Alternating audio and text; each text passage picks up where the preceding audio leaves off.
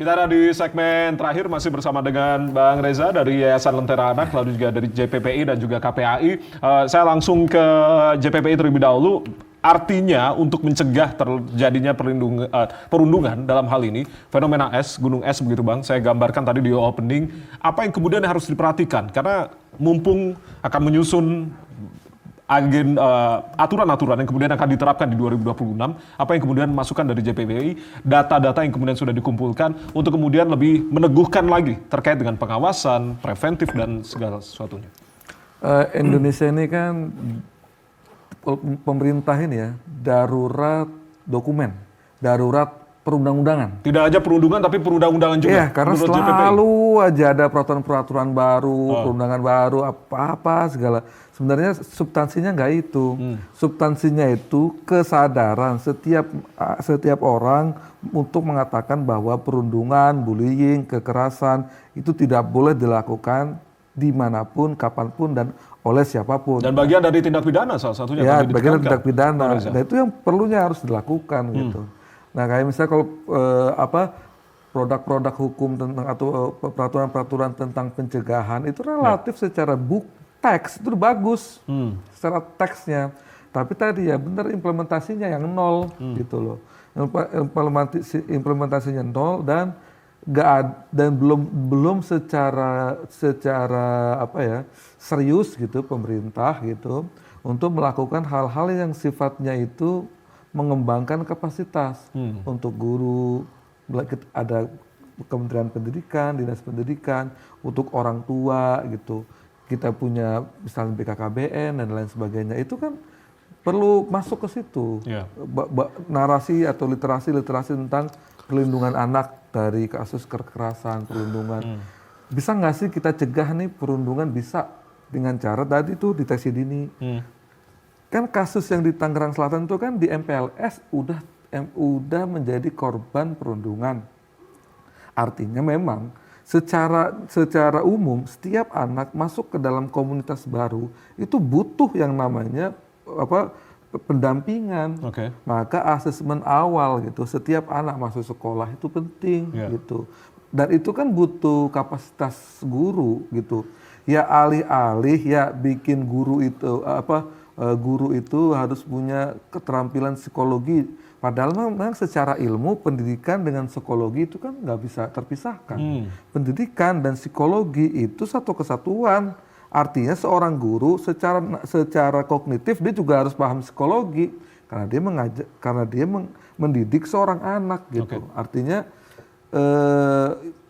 saya lihat ya masih belum ada hal yang terobosan yang baik yang dilakukan pemerintah itu hingga hari ini gitu untuk melakukan proses pencegahan. Mas Ari, tapi kalau misalnya contoh ideal dari penanganan perundungan secara sistemik begitu di beberapa negara, ada nggak contoh-contohnya? Nah itu bisa kita lihat misalnya nggak usah negara lain, kita Indonesia ada sekolah swasta itu yang bagus banget. Jadi dia ini dan ini yang menjadikan bagian dari kami JPP itu punya modul namanya peer counselor gitu, seperti apa sebaya itu. Jadi sekolah ini setiap masuk anak ini kan ada salah 1, 2, 3 gitu.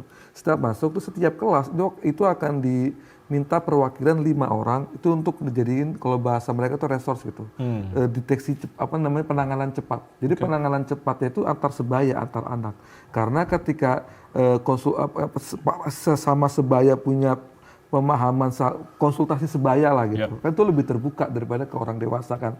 Anak itu jauh lebih mudah terbuka, lebih jujur ketika dilakukan oleh sebaya. Itu mereka kumpulin, dilatih oleh sekolah itu selama 3 hari, dilatih tentang bagaimana deteksi dini untuk perundungan, terus bagaimana ketika menerima pelaporan, terus bagaimana menyelesaikan dulu masalahnya di tingkat anak. Jadi ketika tingkat anak ini tidak terselesaikan, baru masuk ke BK. Itu dan gurunya paham sistem bahwa ketika memang sudah masuk ke BK, guru BK ini laporan anak, berarti itu udah serius dan nggak bisa diselesaikan di tataran anak. Guru baru turun tangan. Jadi kasih kesempatan anak untuk menyelesaikan terlebih dahulu secara mandiri. Diselesaikan dulu secara mandiri, dia itu dilatih dan kerennya ini karena sekolah berbasis Islam ya, itu dibaiat. Jadi beat satu malam bahwa dia akan mematuhi peraturan, tidak akan mentolerir segala bentuk atau indikasi perundungan dan kekerasan dan sebagainya. Baik itu dilakukan antar anak maupun guru. Saya seorang guru melakukan kekerasan terhadap anak. Si anak ini akan melakukan istilahnya melihat ini masalah nih. Kamu gimana perasaanmu ketika guru ini begini? Kalau ketika nggak bisa diselesaikan sama anak, akan lari ke BK akan turun. Nah itu sistem yang negara perlu contoh tuh. Bagaimana anak ini benar-benar diberi leluasa, ruang gitu untuk bisa menyelesaikan problemnya sendiri. Tapi didampingi secara tidak yang mungkin metodenya ceramah gitu. Didampingi itu artinya ketika ada hal yang nggak bisa diselesaikan anak, orang dewasa baru turun. Itu bagus dilakukan. Jadi nggak usah lah bikin permen permen apa, kasih aja permen itu. Karena muak gitu. Kalau misalnya tadi ada revisi pidana anak, ayo bisa tuh kita diskusikan.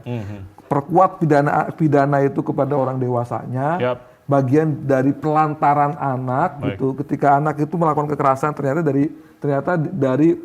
dari dia melihat media misalnya. Ketika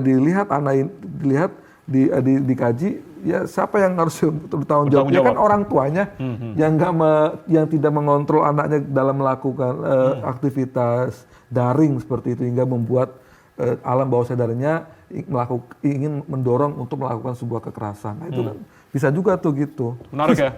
Oke, Bang Reza, tanggapan Anda? Ternyata contohnya nggak jauh-jauh dari salah satu sekolah swasta yang ada di mana tadi? Itu di Banyuwangi, Jawa Barat, Jawa Timur. Di Jawa Timur. Kamu halaman saya berarti. Silakan. Saya mencoba konsisten dengan apa yang saya sampaikan di segmen-segmen sebelumnya, bahwa masalah perundungan tampaknya memang harus kita kunci sebagai persoalan pidana. Nah, kalau kita bersepakat dengan hal itu, maka ada 5 dimensi yang harus dirambah secara simultan. Mulai dari preemptif, preventif, represif, rehabilitatif, dan reintegratif. Hitung-hitungan di atas kertas, kalau 5 dimensi itu berhasil dikelola secara simultan, maka mudah-mudahan kita akan bisa menghentikan situasi darurat ini menjadi situasi yang ya perundungan akan tetap terjadi, tapi mungkin pada derajat yang masih bisa kita toleransi. Walaupun bukan berarti saya memberikan pembenaran untuk perundungan. Itu poin pertama. Poin kedua, mengelola 5 dimensi itu butuh kerja besar. Tidak hanya kementerian dan lembaga, tapi juga bagaimana kemudian masyarakat bisa didorong untuk bergerak bersama-sama. Karena ini besar dan kita butuh figur, maka saya penting menganggap bahwa negara harus membaiat Gibran sebagai duta anti perundungan. Duta anti perundungan? Iya, duta. Kenapa? Karena Gibran Rakabuming kan masih belia. Tadi dikatakan kan sama anak muda akan lebih mudah berkomunikasi. Saya berharap wakil presiden kita yang masih muda belia ini akan bisa menyelami perasaan murid-murid, perasaan remaja, bagaimana sakitnya dirundung setiap hari, bisa berempati. Nah, kalau Gibran wakil presiden kita dibaiat sebagai duta anti perundungan, hitung-hitungan di atas kertas juga, mudah-mudahan kita akan bisa menghadapi situasi yang lebih baik terkait dengan masalah perundungan. Itu salah satu harapan terbaik begitu. Itu harapan tulus dari saya. Baik, Bang Reza, artinya terkait dengan revisi ini menambahkan lagi, menegaskan lagi apa yang kemudian harus menjadi PR dari pemerintah, kemudian merevisi dari sistem. Merevisi undang-undang berarti masuk ke poin ketiga, yaitu represif. Bagaimana membangun sebuah piranti perundang-undangan yang memiliki daya gedor terhadap suatu persoalan. Nanti saya katakan, tidak cukup hanya represif, tapi ada 5 dimensi yang harus dikelola secara bersamaan. Butuh figur untuk mengendalikan, butuh pilot untuk menyetirnya. Siapa itu? Ya, duta anti perundungan Gibran Rakabuming Raka, itu menurut saya. Semoga Mas Wapres juga mendengar ya apa yang kemudian harapan kita di diskusi di malam hari ini. KPAI terakhir, kita tentunya berharap banyak, salah satunya dari KPAI. Apa yang kemudian ditekankan lagi selain kolaborasi secara bersama-sama dari semua pihak, kementerian, lembaga, termasuk kita juga masyarakat, dari media, pengamat, dari Yayasan Lentera Anak JPPI. Apa yang kemudian harus ditekankan lagi KPAI? Iya, KPAI tentu sasaran pengawasan utamanya adalah duty bearer, kehadiran pemerintah, kehadiran yang berkewajiban ya, untuk kemudian melindungi anak. Maka tentu perspektif kami ya top down tadi begitu. Nah, agar kemudian optimal dari berbagai regulasi dan akan membuat regulasi baru atau pengembangan regulasi ya dengan berbagai dinamika yang ada tentunya. Tentu kita ingin menitik beratkan bagaimana implementasi tadi. Dan saat ini implementasi itu akan optimal kalau kemudian orang-orang terdekat anak itu paham cara untuk memberdayakan anak. Cara untuk bagaimana kemudian muncul semacam resiliensi. Ya, seperti apa caranya Mas? Secara singkat saja mungkin. Misalkan untuk orang tua. Peran orang tua. Ya. Bagaimana dia memberikan pengasuhan positif, dia respon terhadap perubahan perilaku anaknya setiap hari, kemudian memberikan ruang support, baik itu sekedar mendengarkan atau bahkan sampai menindaklanjuti untuk mengecek kebenarannya, kemudian sekolah sudah melakukan apa dan seterusnya. Dan tentu dalam porsi yang proporsional, tidak berlebihan dari batas apa yang dialami oleh anaknya. Karena penting bagaimana kemudian perspektif keseimbangan antara hak dan kewajiban itu juga ada di lingkungan keluarga. Yang kedua tentu di lingkungan satuan pendidikan. Di sana ada guru, di sana ada pimpinan satuan pendidikan itu, kepala sekolah, di sana ada tenaga kependidikan. Ini juga penting kemudian tadi memahami terkait situasi anak sehingga bisa mewujudkan early warning system. Sehingga tidak sampai terjadi kasus-kasus yang kemudian tadi dalam tanda kutip darurat tadi sudah bisa dimitigasi, sudah bisa dilakukan langkah-langkah pencegahan dengan intervensi yang tepat, yang itu kemudian mengarah kepada penanganan yang itu memulihkan. Ada efek jera dan juga ada pertanggungjawabkan, ada pemulihan yang kemudian secara sadar dia tidak ingin balas dendam dan seterusnya. Nah, situasi yang demikian ini harus dihadirkan di